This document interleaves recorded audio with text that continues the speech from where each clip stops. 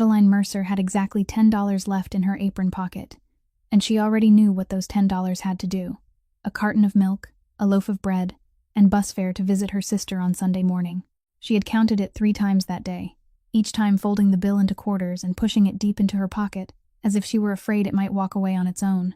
But at 8:17 that evening, an elderly woman walked into Ruby's diner, sat down at table number 4, finished an entire bowl of chicken soup, and only then looked up with confusion in her eyes. She had no wallet.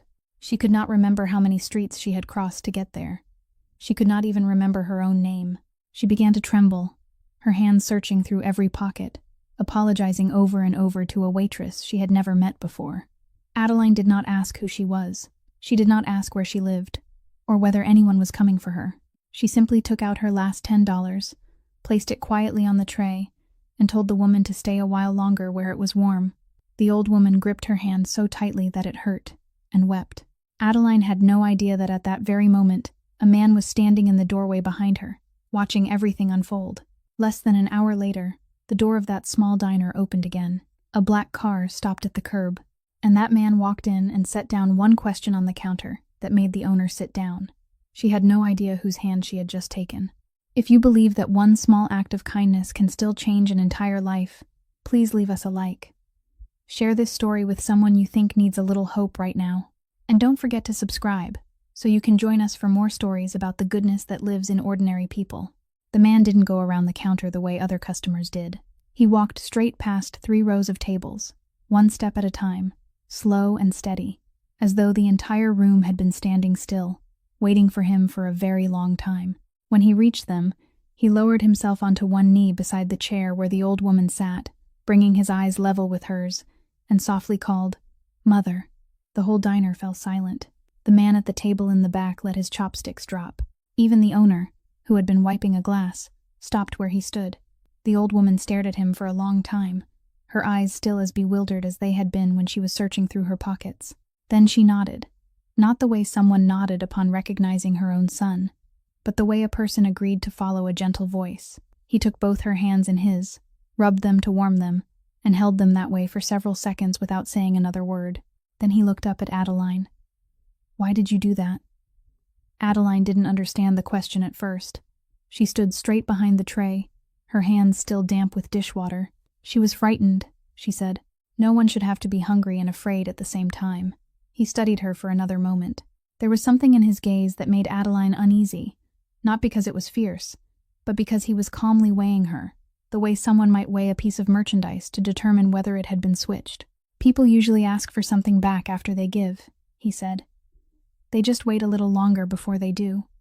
"Then you must be talking about someone else," Adeline replied.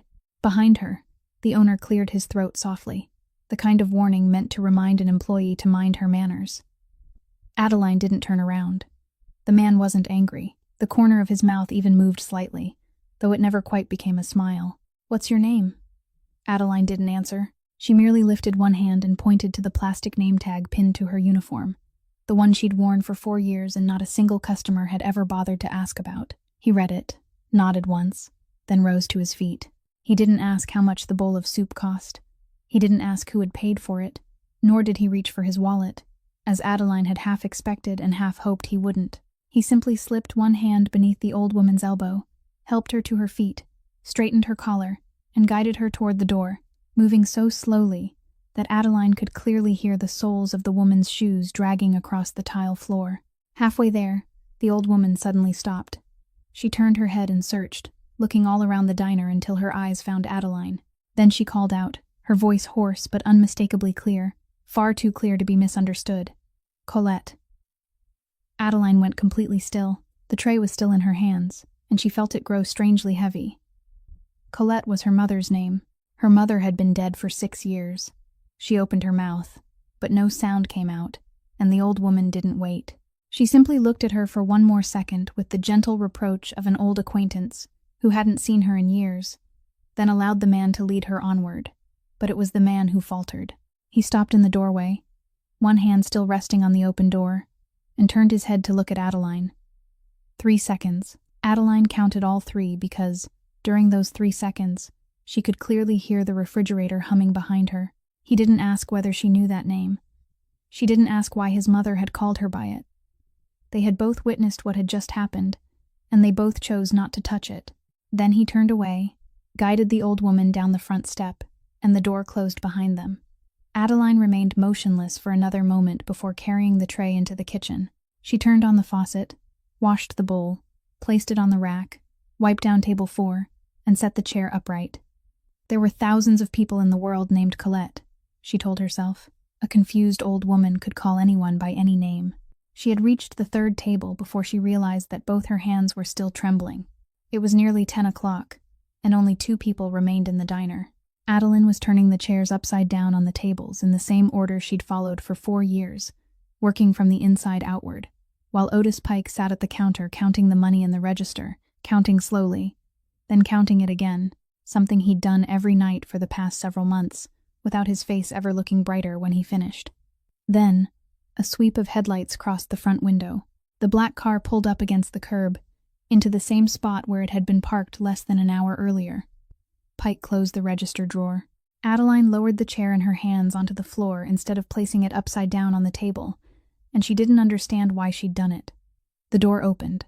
The man entered alone, without the old woman, and this time, he didn't walk past the 3 rows of tables. He stopped at the counter. "My name is Emmett Falcone," he said to Pike. "I need to speak with the owner." Pike placed one hand on the edge of the counter.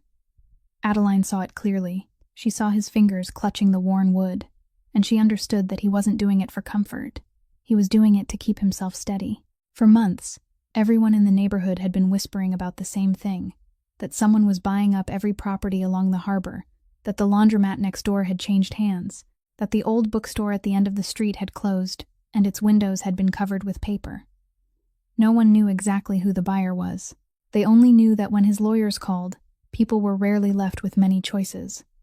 Now Pike knew the man's name. "I'm the owner," he said. Emmett nodded. He looked around once, taking in the low ceiling, the boards covering the gaps near the door, and the sign hanging backward inside the window. Then he asked Pike directly how much he wanted for rubies. Pike thought he'd misheard and asked him to repeat himself. Emmett repeated the question word for word, adding nothing and leaving nothing out, then named a price himself. Adeline stood behind the counter with a cleaning cloth in her hand, and when she heard the amount, she felt something inside her chest drop. It wasn't a reasonable number. It was the kind of number offered by a man who had no need to bargain, and she'd lived long enough to know that when someone offered more than a thing was worth, there was always another price hidden somewhere out of sight. Pike didn't look pleased either. He remained silent for so long that Emmett had no choice but to wait. Then Pike asked, "What are you buying it for?" Emmett didn't answer at once. He turned his head, and Adeline realized he was looking at her. She tightened her grip on the cloth. "Because tonight I saw something I haven't been able to buy anywhere," Emmett said. Pike followed his gaze, looked at Adeline, then turned back to Emmett. Adeline felt heat rise into her face, not because she was flattered, but because she had suddenly become part of something she'd never chosen to be involved in. She wanted to say that she hadn't done anything, that anyone in her place would have done the same, but she remained silent. "And what about my people?" Pike asked. "I've got 4 employees here. One of them has been with me since my wife was still alive." "No one loses their job," Emmett said. "The diner keeps its name. The sign stays where it is." Then he raised one hand and pointed toward the table against the wall. Table 4. The one Adeline had wiped down not long before. "And from now on that table stays empty. Don't seat customers there. Anyone who walks through that door with nothing in their pockets sits in that exact place, and no one asks them a single question." Pike looked at the table. Then he pulled out the nearest chair, sat down, and remained there in silence for a while. He'd built this diner after his wife died, named it after her, and 3 times in the past 3 months, he'd considered taking down the sign. "Bring me the papers," he finally said. Emmett took out a set of documents that had already been prepared. That sent a deeper chill down Adeline's spine than anything else that had happened, because it meant everything that night had been calculated before he walked through the door for the 2nd time. Pike signed. Emmett put the papers away, thanked him with a few brief words, then returned to his car.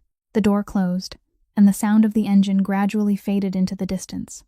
Pike remained seated, both hands resting on his thighs. "Go home," he told Adeline without looking up. "It's late." Adeline hung the cloth on its hook. She should have felt relieved because the diner had just been saved, because her job was secure. But as she walked home that night, she felt the exact opposite. She felt as though a man she hadn't invited had just stepped into her life, and she had no idea how long he intended to stay. On Sunday morning, Adeline walked to the rehabilitation center because there was no money left for the bus, and she left 40 minutes earlier than usual so she could arrive in time for Junie's therapy session. Junie was 19 years old, standing between two parallel bars, her hands gripping them so tightly that her knuckles had turned white, and with every step, her whole body tilted to one side before she forced herself upright again. The moment she saw her sister, she smiled, the same kind of smile she always used as a distraction, and said that today was much easier than yesterday, that her leg hardly hurt at all and was only a little tired. Adeline looked at her sister's hands and knew she was lying, but she didn't expose the lie, because both sisters in that family were lying to each other about different things, and they both knew it made life easier to bear. Junie walked the full length of the bars, turned around, and made another pass. Then, halfway through, she suddenly said that when Dad was alive, he was always telling her to stand up straight, because if she stood up straight, she could go anywhere. Adeline bent down to adjust the brace around her sister's knee and asked what she wanted for lunch so she could bring it upstairs. Junie went blank for a second before saying anything would be fine, and the name that had just been spoken fell to the floor between the two sisters, with neither of them willing to pick it up. When the session ended, Adeline went down to the payment counter with the notice in her hand, the one she'd spent 2 days calculating over, trying to determine how long she might ask them to wait. The clerk checked the computer and told her that the bill for that month had already been paid in full. Adeline said there must be some mistake. The clerk checked again and said there wasn't. Someone had come in on Thursday and paid in cash, leaving no name, refusing a receipt, and offering no explanation of his relationship to the patient. Adeline stood at the counter for a long while. She asked whether the person had been a man or a woman, and the clerk said it was an older man with silver hair who hadn't said much. Adeline thanked her and walked away, but she didn't feel relieved at all. She felt as though a cord had just been tied around her wrist, and she had no idea where the other end of it was. When she reached the hallway, Cyrus Dunn was already waiting beside the vending machine with a thin stack of papers in his hand, holding it up the way someone might hold out an invitation. He didn't raise his voice. He never raised his voice. He simply greeted her with perfect courtesy, opened the papers, and turned to the page bearing her signature from 2 years earlier, from the night she'd sat at her kitchen table and signed because there was nowhere else left to borrow from. That debt had nothing to do with the hospital. It belonged to her alone, carried her name, and to this day it continued to grow steadily every week, like something alive. He read aloud the interest due that week. Then he read the total. Then he folded the papers shut and said he wasn't a cruel man, that he understood her circumstances, and that he had a way out for her. He owned a pawn shop in the lower part of town. The books were a mess, and he needed someone who kept careful records and knew how to keep her mouth shut. It would only be 3 evenings a week. Her wages would be deducted directly from the debt, and within a year, everything would be settled cleanly. Adeline asked him what she would be recording. He said there was nothing complicated about bookkeeping, only what came in, what went out, who brought it, and who took it away. Adeline said no. He asked once more, still speaking gently. She said no again, more briefly this time. He nodded, slipped the papers inside his coat, and told her to think about it, that he would stop by the diner the following week. Then, before leaving, he glanced once toward the hallway leading to the floor where Junie had her therapy. Only once. He didn't say another word. That night, Adeline arrived home close to 11 o'clock. She opened the refrigerator, stood staring into it for a while, then closed it again. She poured herself a full glass of water and drank every drop. Then she sat on the edge of the bed and called her sister. And when Junie asked how things had gone at the diner that day, Adeline said the place had been packed, so busy she could barely catch her breath, and that she'd made good money in tips. She promised she would buy Junie a new coat the following week. Junie laughed over the phone and told her not to buy one, that she should use the money to feed herself properly instead. Adeline said she would.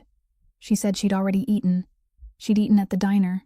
3 o'clock on Tuesday afternoon was the dead hour at Ruby's.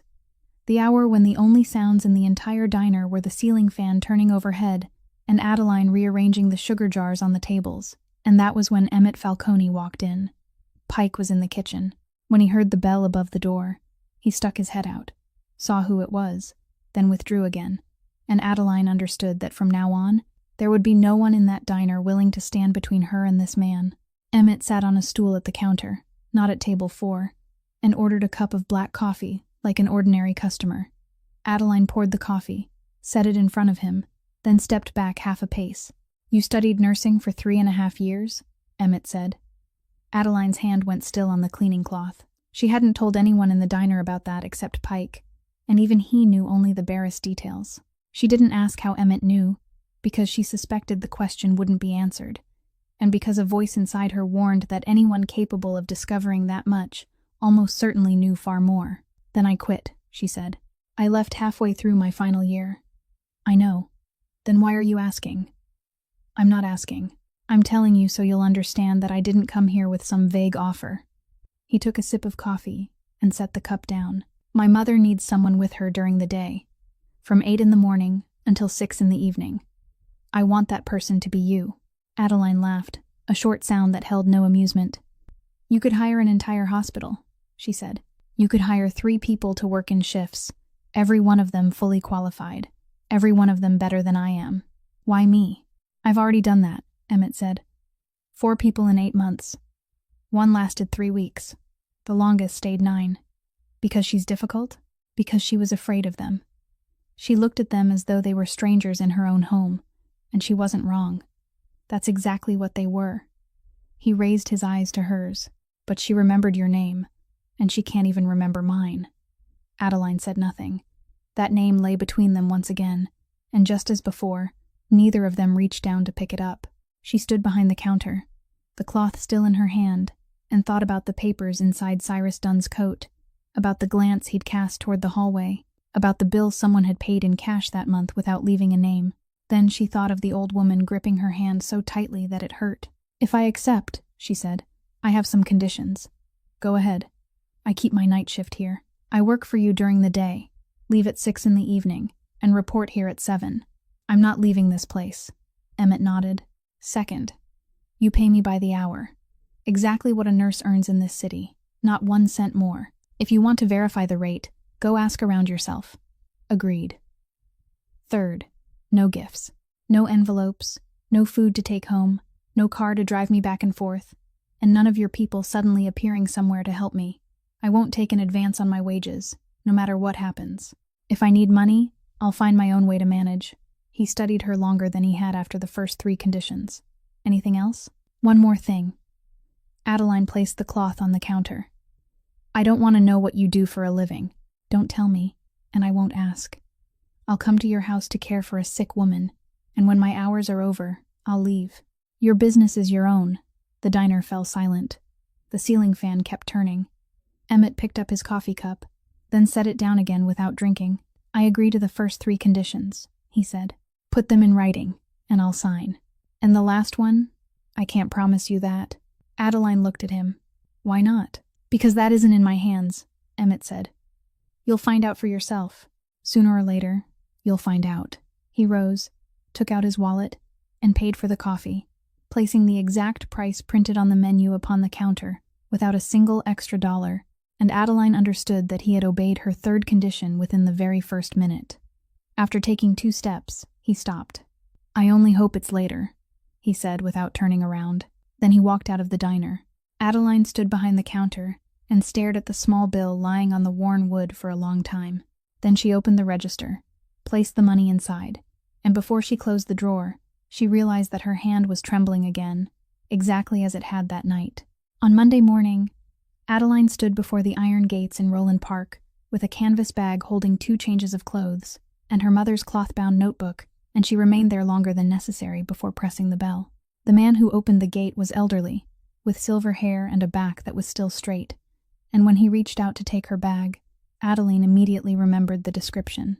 An older man, silver hair, didn't say much. Her heart missed a beat. "Amos Teague," he said. "I drive for this family." She handed him the bag. He lifted it easily, but instead of walking ahead to lead the way, he stayed where he was and looked at her for quite some time, with a gaze that held nothing impolite but made no attempt to conceal itself either. "Are you certain?" he asked. Adeline didn't know what the question referred to, whether it meant the job, this house, or something else she hadn't yet learned. But she didn't ask him to explain. "No," she said. Amos nodded once, as though that was precisely the answer he'd expected, then turned and walked inside. The ground floor hallway was long and cool, and Adeline had made it only halfway down when someone stepped out of the study and blocked her path. The man appeared to be in his mid-40s. He wore a shirt without a tie and carried a file in one hand, and he looked her up and down the way someone inspected merchandise. "You're Miss Mercer?" "Yes. Bram Kessler." He didn't offer his hand. "I manage everything concerning this family. If you need anything, you speak to me. Don't trouble Mr. Falcone." Adeline said she understood. He remained where he was, making no move to let her pass. "Over the past 8 months, I've escorted 4 people out through the same gate you just entered," he said. "Outsiders don't remain in this house for long." Then he stepped aside. Amos stood at the foot of the stairs without saying anything, simply waiting for her to reach him. Rosalind's room was on the 2nd floor. The door stood open, and she was sitting beside the window with a cup of tea that had long since gone cold. Adeline tapped lightly on the doorframe and stepped inside. But before she could decide how to introduce herself, the old woman looked up, saw her, and her face lit up like someone who had unexpectedly encountered an old friend in the street. "Well, there you are," she said. "It's you." She pushed herself to her feet, took 2 steps forward, and clasped Adeline's hand, and Adeline let her hold it. Rosalind patted the back of her hand several times, the way elderly people did with someone they cherished, then narrowed her eyes at Adeline with gentle reproach. "Why haven't you been on duty all this time?" Adeline stood motionless. Outside in the hallway, someone's footsteps passed the door and gradually faded away. She looked at Rosalind's 2 hands holding hers, at the thin, veined fingers that were warmer than she'd expected, and she opened her mouth but couldn't find a single thing to say. Rosalind waited for a moment, then let the matter go. She forgot what she'd just asked, turned toward the cup of tea, and complained that it had gone cold, that someone had made it that morning and no one had bothered to replace it. Adeline said she would make her a fresh cup. Rosalind told her to make it weak, not too strong. For the rest of that day, she didn't ask the question again, and Adeline didn't mention it to anyone. At 6 o'clock that evening, she returned to the diner, worked her night shift, and didn't close until 11:30. The following morning, she came back to the house. 3 days later, Emmett asked her to stay overnight twice a week, because Rosalind often woke after midnight. Adeline agreed on the condition that those hours be deducted precisely from her regular schedule, and that she receive no additional pay. On the first night she stayed over, Adeline got up to fetch some water at nearly 2 o'clock in the morning. The lights were still on downstairs.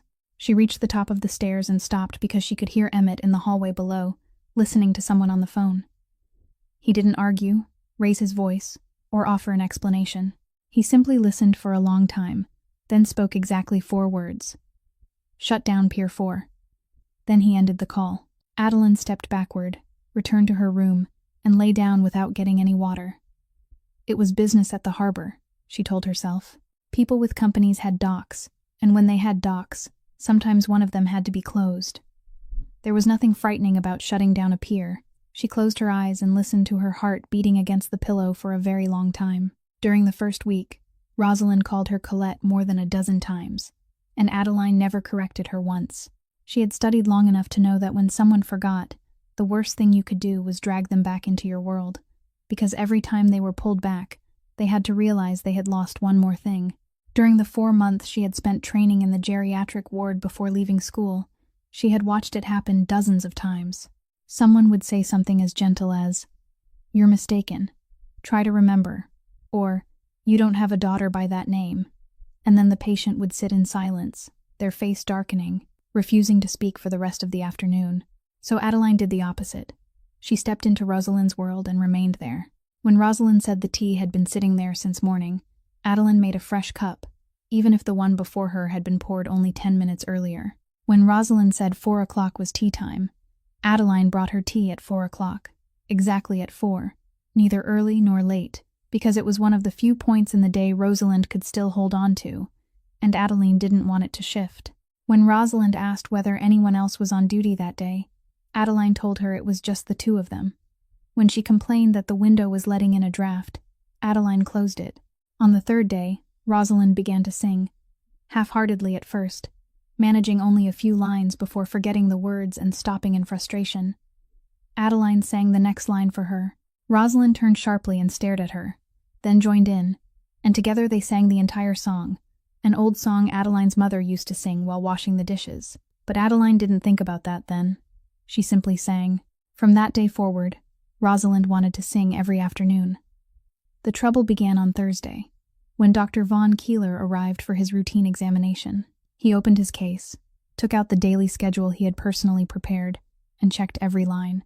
Breakfast at 7 o'clock, memory exercises at 9, rest at 10, physical activity at 11, an afternoon nap at 1, and a second memory session at 3. You give her tea at 4 o'clock, he said. There is no 4 o'clock on this schedule. She remembers 4 o'clock, Adeline said. She doesn't remember 9. It's an exercise, Miss Mercer. Exercises have to follow a schedule. Yesterday, I tried giving her the card sorting exercise at 9 o'clock. She did it for 3 minutes, then tore the paper out of my hand and told me she wasn't a child. After that, she didn't speak a word to me until noon. Keeler looked at her over the rims of his glasses. Are you the nurse or the doctor? I'm neither, Adeline said. I only sit with her for 10 hours every day. He folded the schedule, returned it to his case, then spent a long time writing something in Rosalind's medical record before leaving. Adeline couldn't read what he had written, and she didn't ask. She simply recorded the date and time in her mother's cloth-bound notebook, along with one brief line noting that the doctor had visited and hadn't been pleased. Then she closed the notebook and slipped it into her canvas bag. 3 weeks passed that way. Rosalind still wandered through the house and lost her way. There were still mornings when she sat crying without knowing what she was crying about. Sometimes she asked Adeline where her husband had gone and why he wasn't home yet, and Adeline never told her that he had died long ago. She only said he was still busy, and that Rosalind should have her tea while she waited. But Rosalind was no longer afraid. She no longer looked at the person standing in her room as though she were a stranger. And on the 22nd night, for the first time in months, Rosalind slept straight through from 10 o'clock at night until 6 o'clock in the morning. She didn't wake once, and she didn't step into the hallway once. Adeline knew because she had stayed overnight, and she had awakened 3 times to check on her, and all 3 times Rosalind had been sleeping peacefully. The following afternoon, the 2 women sat beside the window, singing the old song, and halfway through, Rosalind forgot the words so completely that she began laughing at herself, a low, throaty laugh that grew until she had to cover her mouth with one hand. Adeline laughed with her. She didn't know how long Emmett had been standing in the doorway. When she turned, she saw him there, one hand still holding the coat draped over his arm, standing perfectly still without entering the room. He looked at his mother. She's laughing, he said. Then he turned and walked down the stairs, and when he was halfway down, Adeline heard him speak one more sentence, not to her, but to himself. I'd forgotten what that laugh sounded like. Cyrus Dunn didn't stop by the diner the following week, as he'd said he would.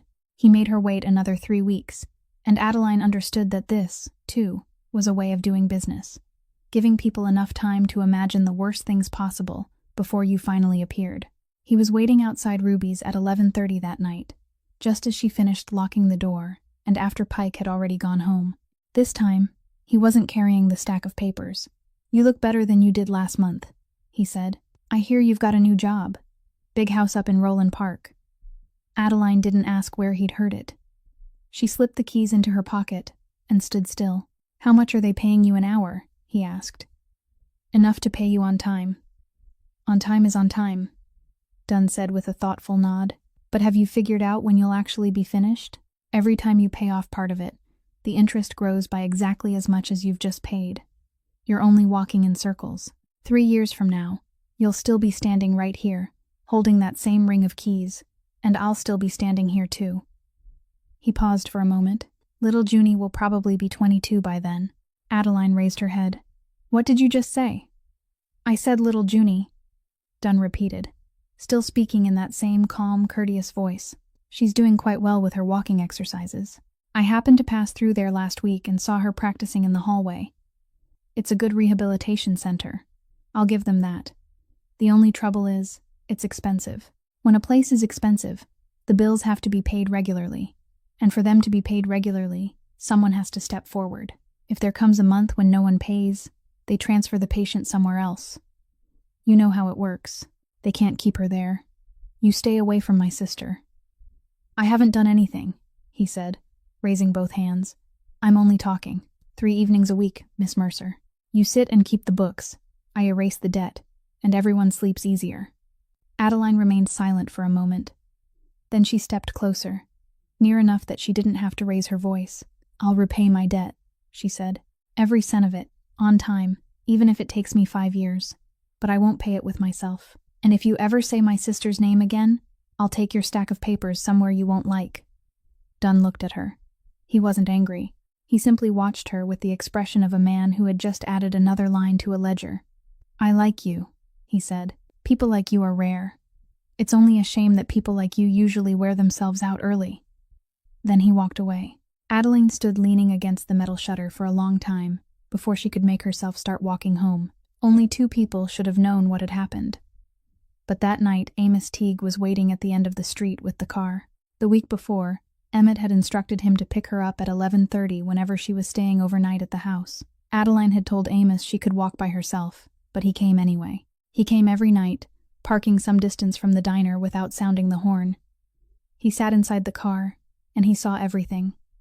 The next morning, he told Emmett what had happened in the study. He kept it brief, added nothing, and repeated even Dunn's final sentence. Emmett listened to all of it. Then he rose, walked around the desk, and reached for the telephone. Adeline was upstairs with Rosalind. She heard the scrape of a chair below, and guided by an instinct she could never explain afterward, she took out her phone and sent Emmett a single word: "Don't." Downstairs, Emmett held the telephone in his hand and watched his screen light up. Amos stood beside him, waiting. He had stood beside this man for 11 years, and in all those years, he had never seen anyone make Emmett stop. It wasn't because people didn't dare tell him to. It was because he had never listened. Emmett read that one word. He didn't ask why, didn't send a reply, and didn't call upstairs. He placed the telephone on the desk, sat back down, and asked Amos to leave him alone. Amos walked out and closed the door, but he remained in the hallway for several seconds because he had just understood something no one else in that house had yet understood. The woman upstairs owed his employer nothing. She didn't beg, didn't accept gifts, didn't take advances on her wages, and didn't ask questions. And that was the first time in Emmett Falcone's life that he had obeyed someone like her. 40 minutes outside the city, there was a roadside diner where no one knew anyone, and that was the place Bram Kessler chose to meet Dr. Vaughn Keeler one Wednesday afternoon. They both ordered coffee, and neither of them touched it. Bram placed a printed sheet of paper on the table. It wasn't a contract, only a single page listing several phrases, and he pushed it across. "I need a written assessment," Bram said. "It doesn't need to be long. It only needs to use the right words." Keeler skimmed the page. "Legally incapacitated. No longer capable of making independent financial decisions. Requires a court-appointed guardian of the estate." He set the paper down. "She's improving. She forgets her own son's name. Those are 2 different things. Not in court," Bram said. "In court, the only thing that matters is your signature." Keeler picked up his coffee cup, then set it down again. "What does Mr. Falcone think about this?" "He's young, he's busy, and he's allowing a stranger to sleep beneath his roof," Bram said. "I've looked after this family for 15 years. I know where to place the support before the structure collapses." Keeler didn't ask another question. He folded the paper in half and slipped it into his case, and Bram called for the check and paid for them both. Later that same week in Roland Park, Keeler opened Rosalind's medical record in front of Adeline and 3 other people during the regular care conference. He presented a new treatment plan: tea at 4 o'clock in the afternoon, precisely on time, without deviation. Eliminate the morning card sorting exercise entirely and replace it with unstructured conversation. Stop forcing the patient to remember dates. Play music in the late afternoon, preferably songs the patient had known since childhood. Never correct the patient in front of a third person. Adeline sat in silence and listened. It was everything she had been doing for the past 8 weeks, line by line, including the 4 o'clock tea time, including the instruction never to correct Rosalind in front of a third person, which Adeline had written in those exact words in a note she'd left for the night shift. At the bottom of the plan were Vaughn Keeler's signature and that week's date. He closed the medical record and said he had treated this patient for many years and understood her better than anyone else. Someone in the room praised him, saying the plan sounded remarkably compassionate. Adeline lowered her eyes to the 2 hands resting in her lap. She said nothing. After the meeting, Keeler asked her to remain behind in the hallway. "Starting next week, "You won't need to attend these meetings anymore," he said. "Everything discussed here is clinical, and sitting through it only wastes your time. I'm the person who stays with her 10 hours a day. You're a credentialed domestic worker, Miss Mercer," Keeler said without raising his voice or sounding deliberately cruel. He said it as though he were reading a line from a file. "Just continue doing your part well." Then he walked away. Adeline remained in the hallway for a while. She thought about running after him and demanding an explanation. She thought about knocking on the study door downstairs and telling Emmett everything. And she knew that if she did, Keeler wouldn't set foot in that house again by the end of the day. But she also knew that she would no longer merely be the woman caring for Rosalind. She would become one of Emmett Falcone's people. And once you belonged to someone, everything you did afterward was interpreted differently. So she went upstairs, made tea at 4 o'clock, sat and sang with Rosalind as she did every day, and at 6 she returned to the diner for her night shift.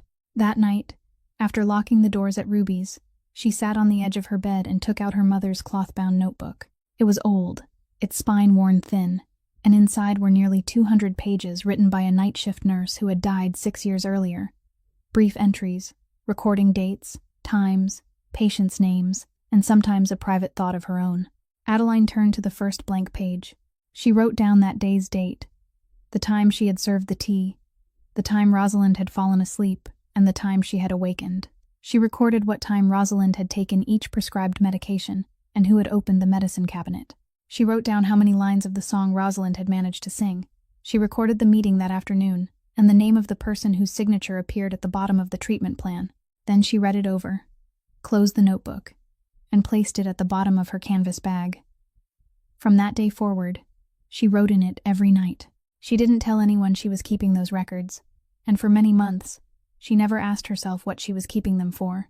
The printed notice about the examination to reinstate her certification remained in Adeline's canvas bag for nearly 3 weeks before she dared to open it and read it a second time. She had taken it from the bulletin board in the hallway of Junie's rehabilitation center, folded it into quarters the way she always folded money, and left it there.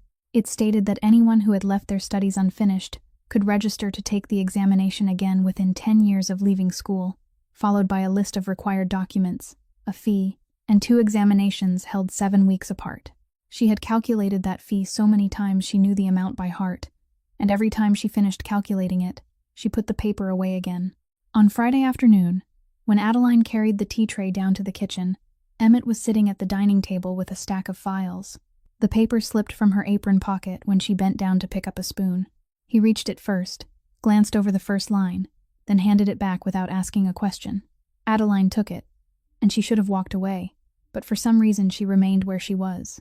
"I'm planning to apply," she said. "Eventually. I've been planning to for 3 weeks." Emmett closed the file in front of him. "What are you missing?" "Nothing." She looked at the paper in her hand. "I'm afraid." The words sounded strange once she had spoken them, because she had never said that to anyone, not even Junie, especially not Junie. "It's been 6 years.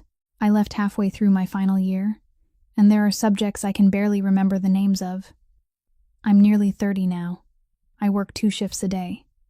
When am I supposed to study? If I fail, that fee is gone, and it's exactly 2 weeks of my sister's expenses." Emmett said nothing for several seconds. "Are you afraid you'll fail, or are you afraid you'll pass?" he asked. Adeline couldn't answer that question. "Be afraid if you need to be," he said. "But apply. You don't understand." "I don't need to understand. I only know you've carried that paper around for 3 weeks and still haven't thrown it away." Then he reopened the file and returned to his work. He didn't say another word about the fee, didn't reach for his wallet, and didn't offer her anything. And Adeline understood that he was honoring the 3rd condition she herself had set. She submitted her application the following Monday. The fee came from the wages she had saved over 3 months at Roland Park, setting aside a little each month in a glass jar beneath the sink. From that day forward, she studied during the hours other people used for sleep. From 11:30 at night, after locking the doors at Ruby's, until nearly 2 o'clock in the morning, on the Sunday morning bus to visit her sister, she tucked the study guide between 2 pages of her notebook. On afternoons when Rosalind slept, she sat in the chair beside the window in Rosalind's room with a book open on her lap, and every time the old woman stirred, Adeline looked up. Twice, she fell asleep over her book and awakened to the sound of Rosalind calling her Colette. She took the first examination on a Saturday morning and walked about 1.25 miles to the testing center because there were no buses running that early. She left the examination room certain she had answered at least 4 questions incorrectly. 7 weeks later came the second examination. The results arrived by email on a Thursday afternoon, and Adeline opened the message while standing in the kitchen at Roland Park with the kettle boiling behind her. She read it 3 times. Then she turned off the stove, sat down in a chair, and remained perfectly still for a long while. Emmett passed the kitchen doorway, saw her sitting there, and stopped. "You passed?" Adeline nodded. She meant to tell him her score and explain which section she had nearly failed, but he didn't ask. He simply nodded once, only once, like a man hearing something he had known all along. "You're not surprised at all," Adeline said. "No. Why not? I'm surprised." Emmett stood in the kitchen doorway with one hand in his pocket. "I once watched you give away the last thing you had," he said, "to someone you didn't even know, on a night when you had nothing left yourself. What's so difficult about an examination?" Then he walked away. Adeline remained seated in the kitchen beside the silent kettle, and only then did she realize that her eyes were wet. She wiped them quickly before anyone could see. Adeline awoke at 1:45 because of the silence. During the 2 months she had been sleeping in this house, she had grown so accustomed to hearing Rosalind turn over on the other side of the wall that when the sound was no longer there, she bolted upright before she even had time to think. Rosalind's room was empty. The blanket was neatly folded at the edge of the bed. Her slippers were still beneath it, and the window was closed. Adeline ran downstairs, checked the kitchen, the living room, and the study, then pounded on Emmett's bedroom door. He came out 7 seconds later, still wearing the shirt he had worn during the day, and he didn't ask what was wrong. He only looked at her face and reached for his keys. The side door leading into the garden was unlocked. Amos was awakened and sent in one direction by car. Emmett and Adeline went on foot in the other direction, down the hill toward the streets leading to the harbor, because Adeline said people often returned to places they had once gone every day, not to the place where they lived now. Emmett didn't question her. He simply turned in the direction she indicated. They walked 3 blocks without speaking. At every intersection, Adeline stopped, looked in all 4 directions, called out once, then stood still and listened. There was nothing. After the 4th block, Emmett began to speak, and he wasn't speaking merely to fill the silence. He spoke like a man who had carried something inside himself for far too long. "I had an older brother once," he said. "Ansel. He was 6 years older than I was." Adeline kept walking, her eyes still searching both sides of the street. "He died when he was 19. He'd been in the hospital for 7 weeks before that. I was 13, and they wouldn't let me into his room at night, so I sat in the hallway." He stepped across a puddle. "On his last night, my mother wasn't there. She had gone home to shower and change her clothes. She was only supposed to be gone for a little while. By the time she came back, she was 40 minutes too late." Adeline stopped at the next corner, called out once more, then continued walking. 40 minutes, Emmett said. "It's been more than 20 years. She forgets my name, forgets what year her husband died, even forgets the house she lives in, but she doesn't forget those 40 minutes. Some nights she wakes up and says she has to go, that she has to leave right away, that there isn't a moment to lose. When I ask where she needs to go, she can't tell me." He was silent for a while. "They told me this illness erases everything in reverse order. The newest memories disappear first, and the oldest ones are the last to go. If that's true, then the final thing left in my mother's mind will be that night." Adeline said nothing because she couldn't find a response that didn't sound hollow, and she thought silence would be kinder. They searched for nearly 2 more hours. They passed through the warehouse district, followed the road beside the abandoned railroad tracks, doubled back, and turned down narrow side streets. A little before 3 o'clock, Adeline stopped at the entrance to a street and looked toward the row of yellow lights at the far end. "The bus station," she said. Rosalind was sitting there on a bench beneath the shelter, both hands resting neatly in her lap, her back straight, sitting exactly like someone who was waiting and knew with absolute certainty that the bus would come. She turned to look at the 2 of them approaching, and didn't seem surprised at all. "Rosalind," Adeline said as she sat down beside her, "what are you waiting for out here?" "I'm waiting until it's time to start my shift. What else would I be waiting for?" Rosalind replied, sounding mildly irritated. "You know they dock your pay if you're late." Adeline looked at her. Then she nodded. "They changed the schedule today," she said. "They sent word this afternoon. You must not have heard. We can go home now." Rosalind considered that for a moment, then said, "Oh, did they?" and held out her hand so Adeline could help her stand. She said her feet were cold. Emmett took off his coat and handed it to Adeline, and Adeline draped it around Rosalind's shoulders. The three of them walked back up the hill because Amos was still searching on the other side of the city. After they had gone some distance, Rosalind forgot what had just happened and began telling them about a garden somewhere with a pear tree. She described it in great detail, and Adeline murmured along at every pause. Emmett walked one step behind the two women. When they were nearly home, he spoke in a voice just loud enough for Adeline to hear. "The 4 people before you all told her there wasn't any shift." Adeline didn't turn around. "I know," she said. "You're the first person who didn't try to correct her." Adeline continued supporting Rosalind's arm as the older woman climbed the front steps, and she didn't answer him. But that night, after settling Rosalind into bed and pulling the blanket over her, Adeline remained seated in the darkness for a very long time, and inside her mind, the same words echoed over and over. 40 minutes. 40 minutes. The final thing left inside a person's mind. Adeline learned about it on a Tuesday afternoon, when she carried the tray downstairs and past the study door, which had been left slightly open. On the desk beneath Emmett's hand was a copy of the papers she had signed 2 years earlier.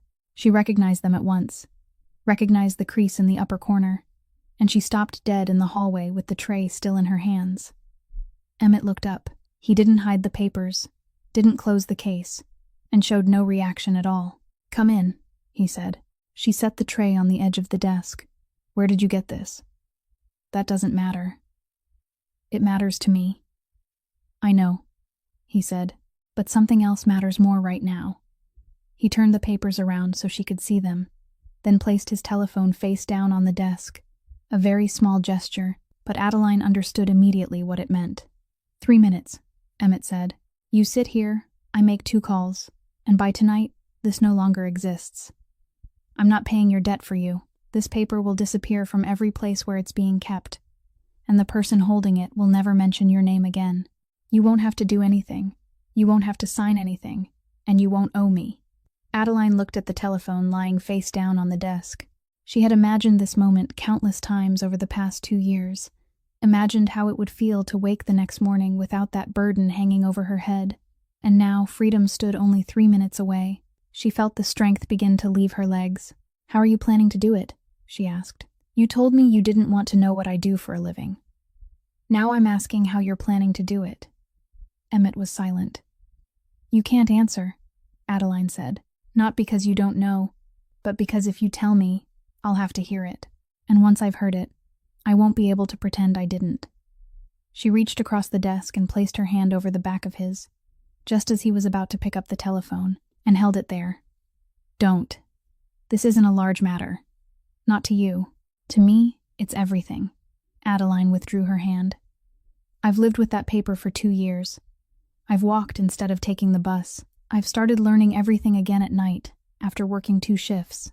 I've stood before a man and told him no, and I've paid for that no with nights spent lying awake, wondering where I would find the money for the next month. Those are the only things I have. If you erase this in 3 minutes, you won't be saving me. You'll only be taking those things away. Your burden will be lighter." "It will," she said, "and from tomorrow onward, every time I accomplish something, I'll wonder whether I did it myself or whether I did it because of you. Every time someone treats me kindly, I'll wonder whether they're being kind to me or being kind to one of your people. Everyone in this house already looks at me that way. All you have to do is pick up that telephone, and they'll be right."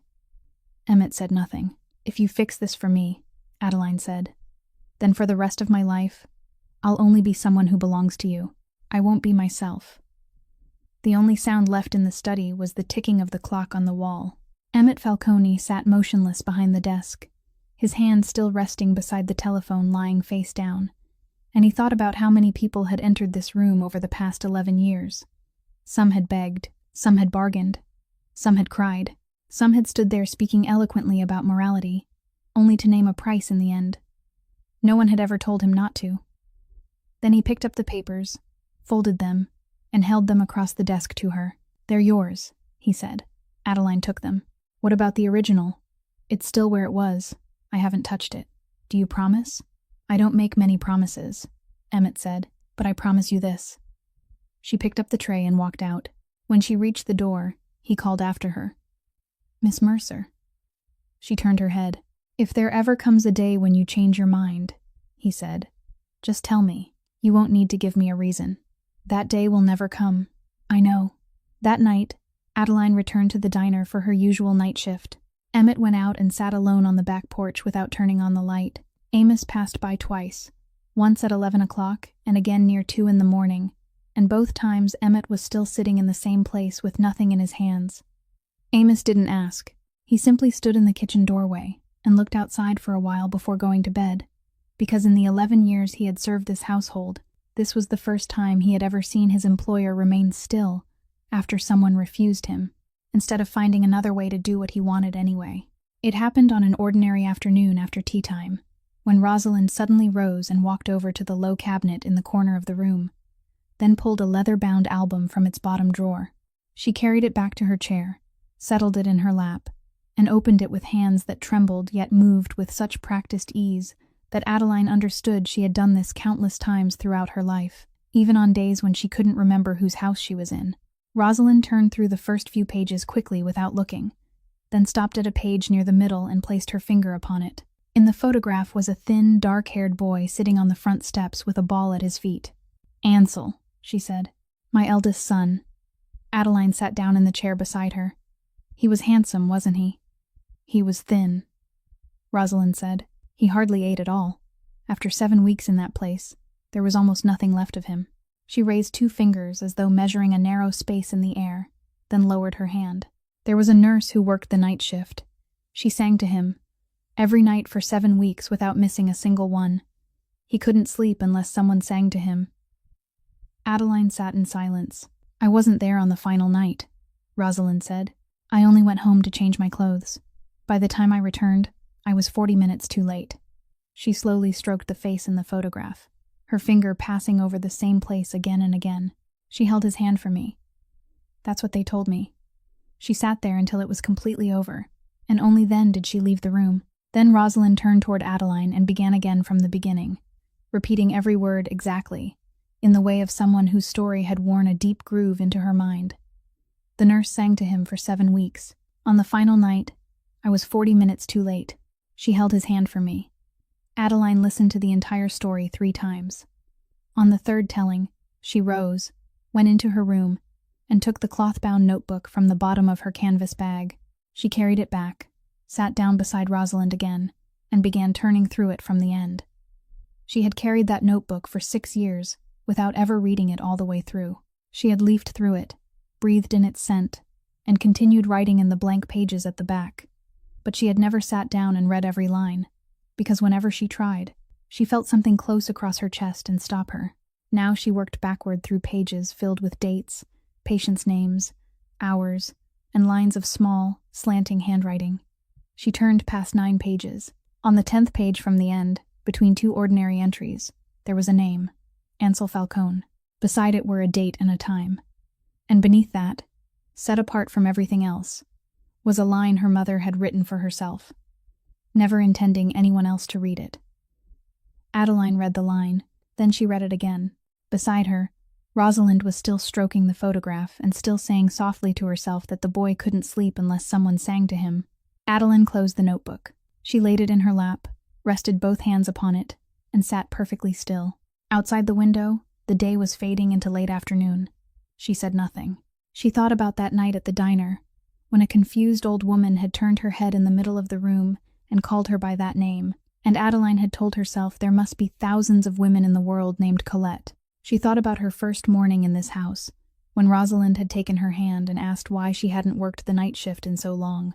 She thought about how Rosalind never recognized Adeline when she stood silently, only when she spoke, only when she sang.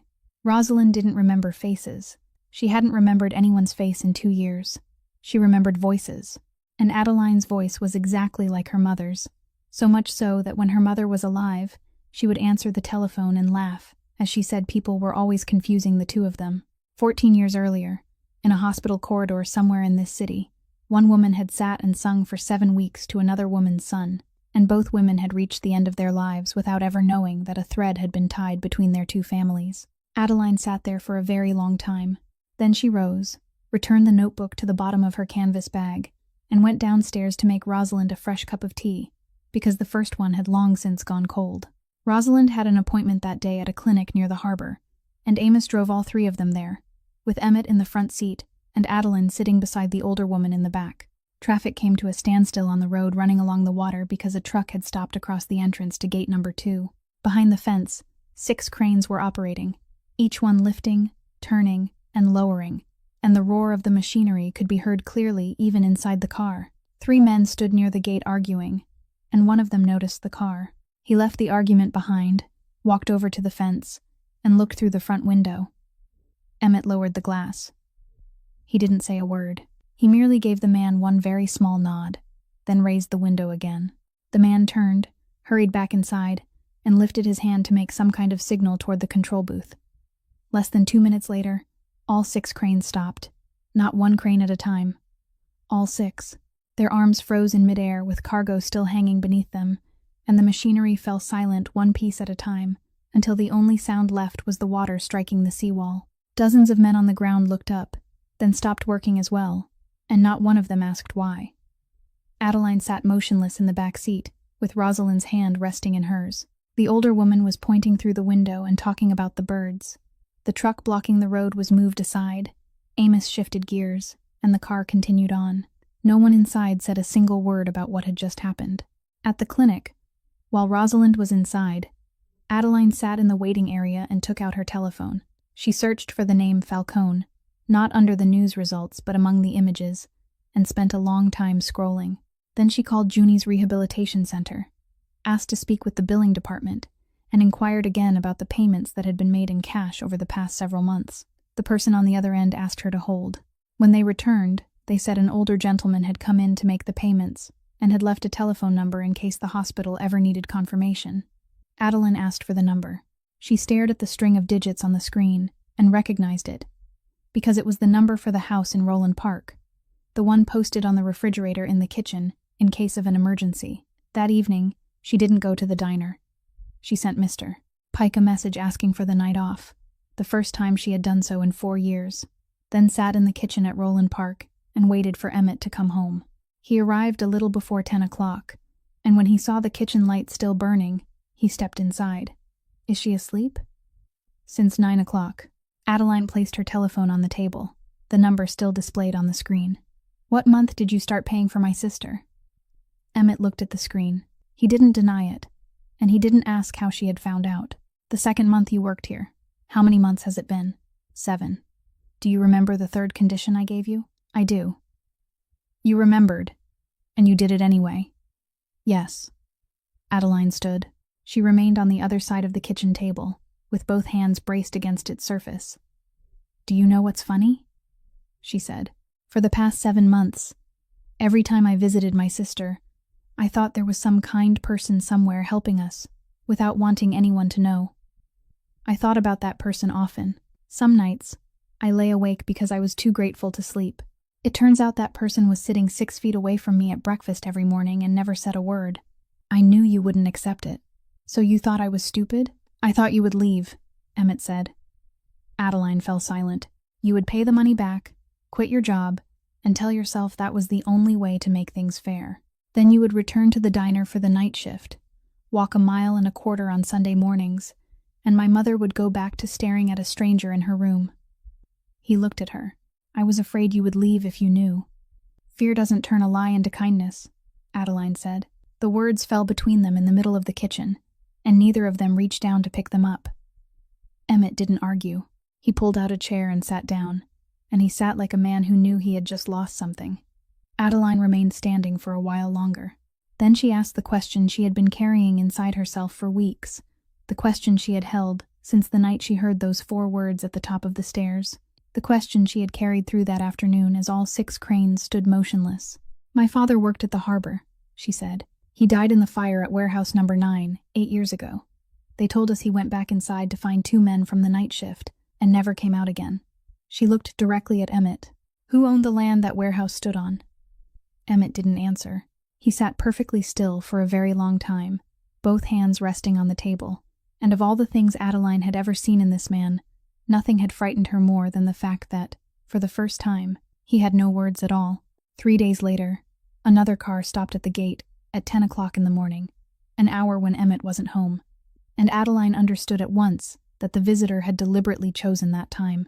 The elderly woman entered without waiting for anyone to show her the way, walked straight into the sitting room on the ground floor, settled into her customary seat, and told Amos to close the door for her. Amos glanced at Adeline before pulling it shut. "I'm Marguerite Falcone," the older woman said. "Emmett's father was my brother. It's a pleasure to meet you, ma'am. Sit down." Adeline sat on the edge of the chair opposite her. Marguerite looked her over slowly and openly, in exactly the same way Bram Kessler had looked at her in the hallway on her first morning, and Adeline suddenly realized that everyone in this house had the same way of studying strangers. "My sister-in-law has been sleeping better since you arrived," she said. I asked Amos. "He's too old to lie convincingly anymore." "I'm glad to hear that." "So am I." She opened the handbag resting in her lap, took out a small checkbook, and wrote in it for about 15 seconds. Then she tore out the check, folded it in half, and pushed it across the table toward Adeline. "Take this." Adeline didn't reach for it. "What are you giving it to me for?" "Because you've done well," Marguerite said. "And because I want you to understand something before it becomes a problem for everyone." She rested both hands on her handbag. "You're a charming accident, Miss Mercer." "I don't mean that as an insult. You truly are charming. A decent, sensible young woman who has worked her way up from nothing. The sort of person anyone would find endearing. But Emmett is caught in the middle of things you couldn't possibly imagine. And in those matters, no one needs a decent young woman. They need other things. Could you be more specific?" "Yes," she said. "I want you to leave. Resign properly, give us enough time for the transition, and I'll find your replacement myself. I'll make certain they know to prepare tea at 4 o'clock. The amount on that check is enough to pay everything you owe, enough to keep your sister where she is for another 2 years, and enough for you to open some little place of your own if that's what you want." Adeline looked at the folded piece of paper lying between them. She didn't open it to see the amount, nor did she need to, because she knew people like Marguerite Falcone didn't write small numbers. They wrote a number once, and considered the matter finished. She sat silently for several seconds. Then she rose, walked over to the small table in the corner, and poured tea from the pot into 2 cups. She carried one over, and placed it in front of Marguerite exactly the way Rosalind liked hers, with the handle turned toward the right hand and the spoon resting beside the cup instead of inside it. Then she sat down again. "Do you know what Rosalind calls me?" she asked. "I do. She calls everyone by someone else's name. She calls me Colette," Adeline said. "That was my mother's name." Marguerite froze with the teacup halfway to her lips. "My mother was a night shift nurse. She died 6 years ago. I wasn't planning to tell anyone about this, and I have no intention of using it to ask for anything. I'm only telling you so you'll understand that I didn't end up sitting in this chair by accident."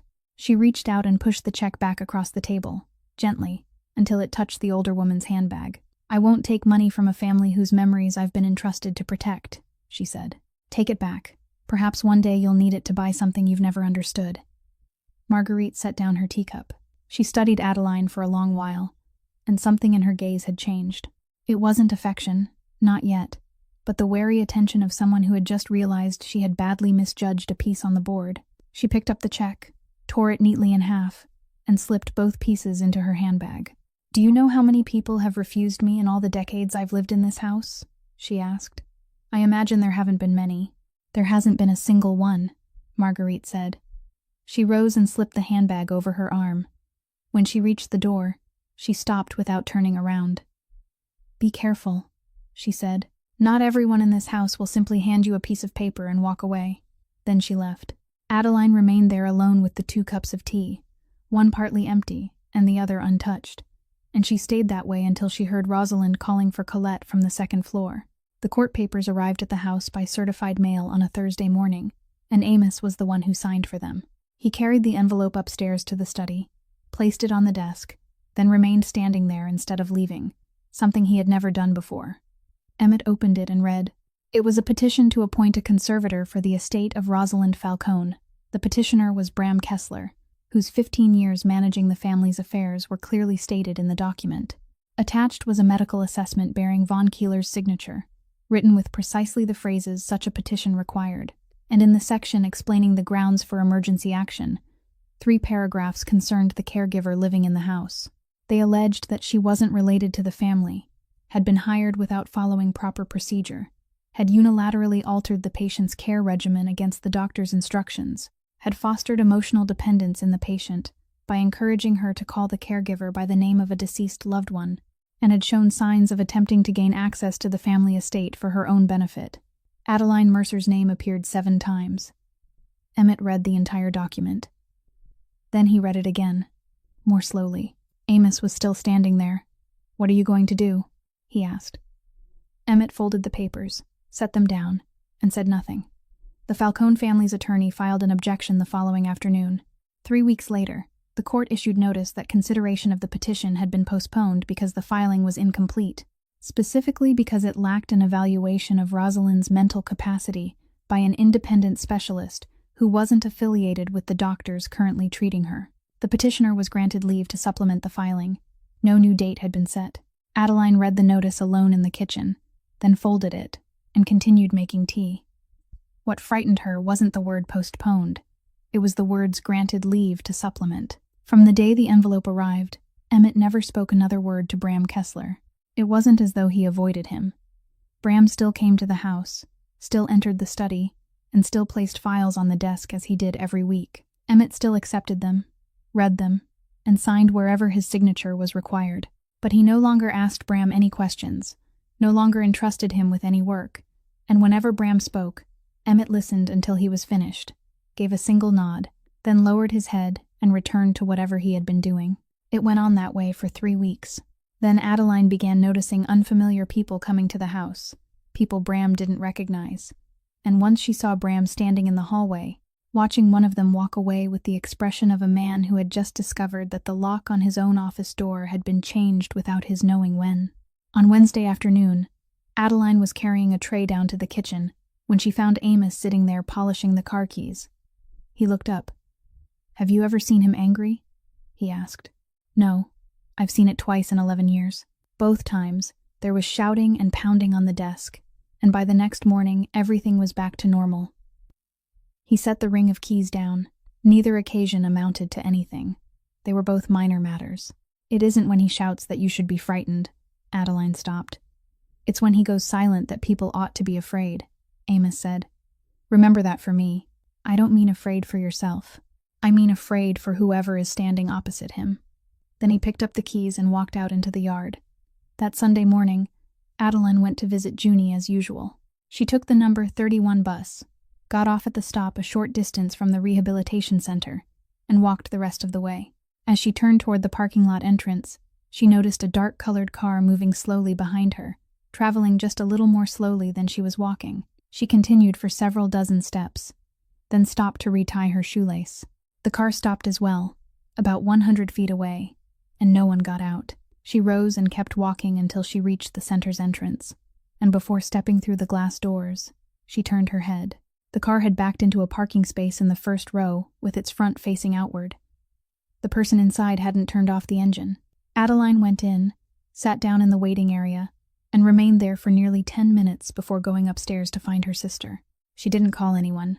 She simply opened her canvas bag, took out the cloth-bound notebook, and added one brief line to the page for that day, recording the time, the location, the color of the car, and the final 4 digits of the license plate she had managed to see. Everything came apart on Tuesday morning, when Keeler arrived to inspect the medicine cabinet and counted what remained inside. Something was missing. He called Bram. Bram called the attorney, and before 11 o'clock that morning, everyone in the house knew. The medication log lay in the cabinet drawer, and on the line recording the most recent withdrawal was Adeline Mercer's signature, accompanied by the date and time, 2:40 in the morning on the previous Saturday. Adeline was summoned to the sitting room on the ground floor. Keeler was there, Bram was there, along with the family attorney, 2 members of the care council, and Emmett, who sat silently in the corner. They handed her the logbook. She stared at the signature for a long time. It looked like hers, so much so that if she hadn't been Adeline herself, she would have believed it. "Do you have anything to say?" the attorney asked. Adeline lifted her eyes to Emmett. He was looking back at her, and she understood that all she had to do was give him a single nod, and within half an hour, everything would be settled. The logbook would disappear, the meeting would be brought to an end, and the man sitting there would never set foot in that house again. She shook her head, so slightly that he alone could see it. Emmett didn't move. "I have 3 requests," Adeline said. "Go ahead." "First, I wasn't in this house last Saturday night. My sister had a fever and needed to be monitored, so I sat in the hallway at the rehabilitation center from 11 o'clock that night until 6 o'clock the following morning. They have an overnight visitor log, staff members who were on duty, and hallway cameras. You're welcome to call and ask. Second, this house has cameras at the medicine cabinet door and at the entrance to the second-floor hallway. I ask that you retrieve the footage from that night. Not the part where I signed, because I didn't sign. The footage from 2 o'clock until 3 o'clock in the morning." Bram cleared his throat. "That system only keeps recordings for 14 days. Today is the 10th day," Adeline said. The room remained silent for a moment. "And the third?" Adeline opened her canvas bag, took out the cloth-bound notebook, and placed it on the table. "These are my records. I've been keeping them since my 2nd month working here. 1 page every night, without missing a single day. The time I make her tea, the time she falls asleep, the time she wakes, how much she eats, the days she cries, and the days she laughs, and every time she takes her prescribed medication. I write down the time and the name of the person who opened the cabinet. I'm not the person who keeps the key to that cabinet. I've never had it." The attorney drew the notebook toward himself and turned through several pages. His movements gradually slowed. "You've even written Dr. Keeler's name here. If he was the person who opened the cabinet, then I wrote down his name. Keeler said those were merely notes kept by a domestic employee and had no value." Adeline didn't argue. She only said that if that was true, then there was even more reason to compare her notes with the medication log in the cabinet and see whether the 2 records matched. The camera footage was retrieved that afternoon. There was no need to watch all of it. At approximately 2:38 on Saturday morning, the second-floor hallway door opened, and the person who entered was Von Keeler. He walked straight to the cabinet, unlocked it, stood there for about 4 minutes, then closed it and left. No one else appeared at any point in the footage. Keeler sat silently for a long time. Then he began talking about routine inventory checks and his right to access the medicine cabinet at any hour. But his words came more slowly with each passing moment, and halfway through, he stopped altogether. The attorney closed the computer. The counsel decided to suspend Dr. Keeler immediately from his role in the patient's care, transfer all records to an independent party for review, and formally note that the allegations against Miss Mercer were without foundation. But there was one detail no one in the room mentioned, and Adeline had seen it the very first time they watched the footage. The second-floor hallway door could only be opened with a code. That code changed every month, and Von Keeler's name wasn't on the list of people who had been given the code for that month. The footage showed him entering it in one continuous motion, without hesitating, and without making a single mistake. Someone had given him the code. Adeline picked up the notebook, returned it to her canvas bag, and left the room without saying a word about it, because she knew she had nothing in her hands yet, and because she had learned that speaking a truth before it could be proven only warned people which direction she was looking. That night, she sat on the edge of her bed and added another line to the page for that day, writing down the time shown in the footage and the question of who had provided the code. Then she closed the notebook and turned out the light. The envelope was placed directly into Adeline's hands on Friday afternoon, just outside Ruby's, delivered by a man on a motorcycle who rode away immediately without waiting for a signature. There was no sender's name on the outside. Inside were more than 40 photocopied pages, and on the first page was a small handwritten note containing only one line, telling her that she ought to know whose house she was living in. Adeline took it back to her apartment, sat down on the floor, and read every page over the next 2 hours. It was the file on warehouse number 9, the deed transferring the land 11 years earlier, the renovation contract, the inspection report for the fire alarm system and emergency exits, completed 14 months before the fire, stating that every component had met the required standards and had been approved for use. Then came the investigator's report after the fire, stating that the eastern emergency exit had already been sealed and that the alarm system in that section hadn't been working on the night of the fire. There was a list of everyone present on the night shift. 3 names had been marked. One of them was Wade Mercer. At the bottom of the inspection report, Beneath the line designated for the property owner's representative was a signature. Adeline didn't recognize the handwriting, but she recognized the typed name beneath it at once, because she had seen it on the photograph in the study at Roland Park, the photograph of a man standing beside Rosalind when she was young, Emmett's father, the man who had died 9 years earlier. She remained on the floor with the stack of papers in her lap until darkness had completely filled the apartment. On Saturday evening, she went to Roland Park even though she wasn't scheduled to work, and Amos opened the gate with the expression of a man who had already guessed why she had come. Emmett was in the study.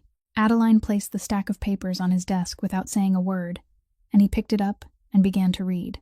He read far faster than she had, with the practiced speed of someone who already knew what he was going to find. When he finished, he set the papers down. "Who gave these to you?" "That doesn't matter." "It does." "No," Adeline said. "Not right now." She stood on the other side of the desk. "That warehouse belonged to your family?" "Yes." "How long have you known?" "Since the night you asked me in the kitchen," Emmett said. "Before then, I didn't know your father's name was in the file." "But you knew the warehouse belonged to your family." "I did. And for 8 years, you never tried to find out why 3 men couldn't get out." He didn't answer. Adeline nodded. "I'm not asking whether you killed my father," she said. "I know you didn't. You weren't in control of anything back then." She placed both hands on the edge of the desk. "I'm asking whether your world killed him." Emmett remained silent. He could have said that it had been his father's doing. He could have said that documents could be forged, that whoever had sent her the file hadn't done so with good intentions, that someone was using her as a pawn, and every one of those things would have held some measure of truth. But he said none of them. "I can't tell you it didn't," he said. Adeline nodded again, very slowly. "I've stayed in this house for 9 months, she said. "For 9 months, I've made tea at 4 o'clock and sung to an old woman, and I truly care for her, not because I'm paid to, but for 9 months, I've also been learning not to hear the telephone calls that come in at night, learning not to ask why 6 cranes sometimes stop moving, learning to look the other way, and every time I look away, I lose a little more of myself." She lifted her hands from the desk. "If I stay any longer, one day I'll read that page with my father's name on it and find some way to convince myself that it doesn't matter. I don't want to become that kind of person. I don't have much, but I still have that." "Where will you go?" "Back to my apartment. I still have the night shift at the diner." "What about my mother?" Adeline was silent for a moment. "Find someone kind," she said. "Tell them to make her tea at 4 o'clock. Tell them never to say she's mistaken. And tell them to sing. She only needs someone to sing to her." Emmett rose. He walked around the desk and stopped 2 steps away from her, and Adeline realized that this was the first time in 9 months she had ever seen him unsure of what to do with his hands. "Tell me what I need to do," he said. "There's nothing I need you to do." "Then tell me what I need to become." Adeline looked at him. She had prepared so many words on the way there, and now not one of them could be used. "I don't know," she said, "but if I ever come back, it has to be because I choose you, not because I have nowhere else to go." Then she picked up her canvas bag and walked out. At the top of the staircase, she looked toward the 2nd floor one last time, at the bedroom door standing partly open, then turned away without going upstairs. Amos opened the gate for her. He didn't ask a single question. He only told her to be careful on her way home, and he stood there watching until she disappeared around the bend at the bottom of the hill. 11 days after Adeline left Roland Park, Amos called her at 6 o'clock in the evening. He didn't waste time with pleasantries. Rosalind wouldn't eat, wouldn't sleep, had risen in the middle of the night and stood in the hallway for 3 nights in a row, and the new caregiver had resigned the day before. He said he wasn't asking her to come on anyone's behalf. He was only letting her know. Adeline asked Mr. Pike for the night off and took the bus there. She went straight upstairs without knocking. Rosalind was sitting on the edge of the bed in the darkness, both hands resting in her lap, and when Adeline called to her, she looked up and said, "Oh, there you are," in a perfectly ordinary voice, as though Adeline had merely stepped out to buy something. Adeline turned on the bedside lamp, tucked a blanket over Rosalind's legs, sat down in the chair beside her, and began to sing. Rosalind slept for half an hour before waking, and this time she woke differently. She sat upright, looked around the room once, then turned her eyes to Adeline, and her gaze was clear, clearer than Adeline had ever seen it in all the 9 months she had known her. Miss Mercer, Rosalind said. Adeline remained still. It was the first time Rosalind had ever called her by the correct name. His study downstairs, Rosalind said. In the left corner, close to the wall, there's a loose floorboard. He kept a tin box underneath it. The records from that year, copies of them, he kept a copy. Adeline leaned closer. What year, ma'am? The year the warehouse burned, she said. He told me he had to keep a copy because that boy prepared it himself and brought it to him to sign. He told me twice. He was trembling when he said it. Who was it? The boy who sits in that room every day, Rosalind said. He thought I was sitting there like a piece of furniture. He spoke on the telephone right in front of me. He said everything. He never once even bothered to step outside. I never told anyone. Who would have believed me? She paused. I forget so many things, Miss Mercer. But some days, I can still hear. People always assume I can't. Then she fell silent. Adeline took her hand. Look at me, ma'am. Which corner was the box in? Please show me again. Rosalind turned toward her, and in that brief moment, something withdrew from her eyes, slipping away completely, and she looked at Adeline with the faint confusion of someone trying to remember what she had just said. Have you had your tea? She asked. It's gone cold. They made it this morning. Adeline sat without moving. She was still holding Rosalind's hand when she said, Yes, ma'am. I'll make you another pot. Rosalind nodded and told her to make it weak, not too strong, then lay down again. 3 minutes later, she was asleep. Adeline went downstairs to the kitchen, stood there beside the kettle, and called Emmett. He answered after the first ring. She didn't greet him or ask how he was. Come home, she said. Come home now. Emmett arrived 40 minutes later. The two of them entered the dead man's study, the room at the end of the hallway that Adeline had never once stepped inside during the 9 months she had lived there, and went to the left corner near the wall. Emmett knelt and ran his fingers along the edges of the floorboards. The third board from the corner was loose. He lifted it. Beneath it, in the hollow between two beams, lay a flat tin box. Emmett took it out and opened the lid. Inside were several handwritten ledgers, a stack of invoices, and a bundle of yellowed reports. He began turning through them. In the middle of the papers was a proposal seeking approval for the renovation of Warehouse No. 9, and on that document were two signatures, one belonging to his father on the line for the property owner, and the other on the line for the person who had prepared the proposal, the man who had personally drafted it and submitted it for approval, Bram Kessler. Beneath that was the true construction expense report, not the version submitted to the inspectors, and on that report, 3 items had been crossed out in ink, with handwritten notes beside them in the margin. Eastern emergency exit, warehouse alarm system, routine maintenance. Emmett sank to the floor with the papers in his hands. For a very long time, he said nothing. Adeline stood leaning against the doorframe. For 8 years, he sat 10 feet from this spot, she said. Emmett folded the papers. Not 10 feet, he said. He sat directly in front of my mother, every day, because he believed she had forgotten everything. He lifted his eyes to her, and I believed it too. Emmett didn't give the tin box to the family attorney. He called another lawyer, someone whose name appeared nowhere in any of the Falcone family's records, and the two of them spent 2 full days together in a rented office, away from the house. On the 3rd day, he submitted a request for a meeting with the federal prosecutor's office. Adeline learned about it from Amos. Emmett didn't tell her himself. The first meeting lasted 9 hours. He brought everything that had been inside the tin box, and he brought one more thing no one had asked for: the files documenting his own business dealings in the harbor over the previous 8 years, the parts that existed outside the law, the money that never appeared in any ledger, the names and the routes only he knew well enough to map out in full. His attorney tried to stop him 3 times. He turned everything over anyway. The agreement was signed 4 weeks later. Emmett Falcone agreed to cooperate fully, testify, and surrender every part of his illegal operations. He accepted years of supervision and the loss of most of the assets held in his name, and in return, he wouldn't have to serve time in prison. Amos told Adeline that on the day the agreement was signed, his employer came home, went straight upstairs to his room, and slept for 14 hours without waking, something that hadn't happened once in 11 years. 3 days later, Emmett summoned Cyrus Dunn. Dunn arrived wearing the expression of a man who believed he had been invited to discuss a partnership. He sat down and even managed to say a few things about how difficult times had become before Emmett placed a thin file on the table. It contained the documents transferring the entire portfolio of debts Dunn held.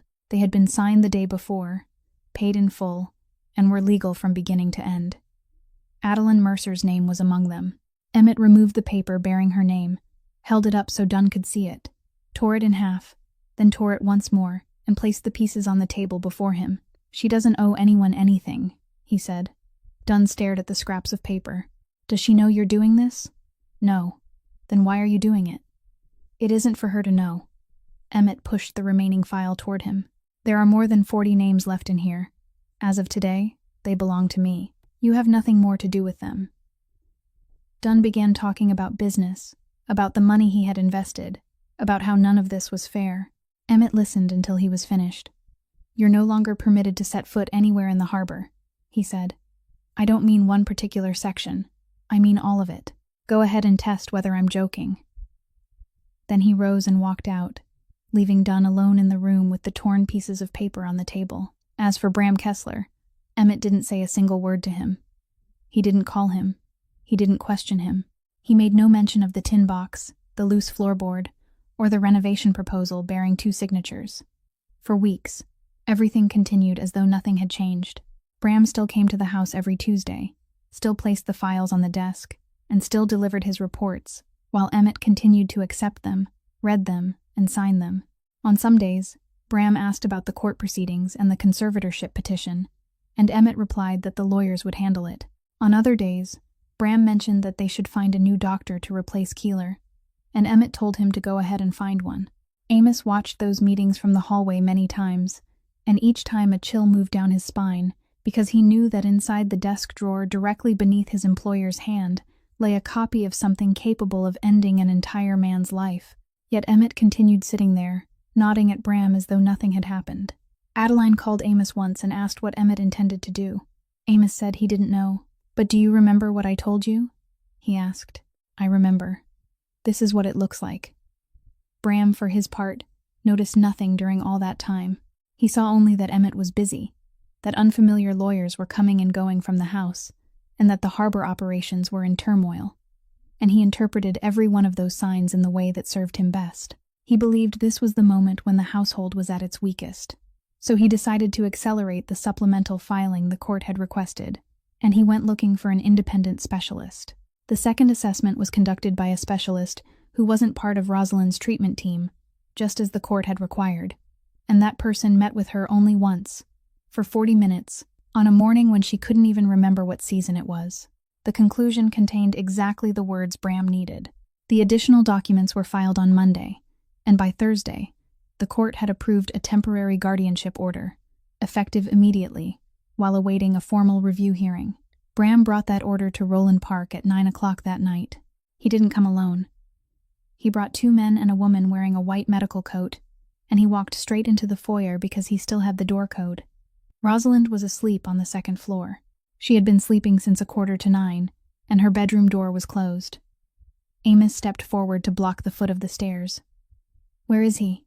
Bram asked. "He isn't home." "Good." He held up the order. "I have the right to remove her from this house tonight. Read it." Amos didn't read it. He remained exactly where he was at the foot of the stairs.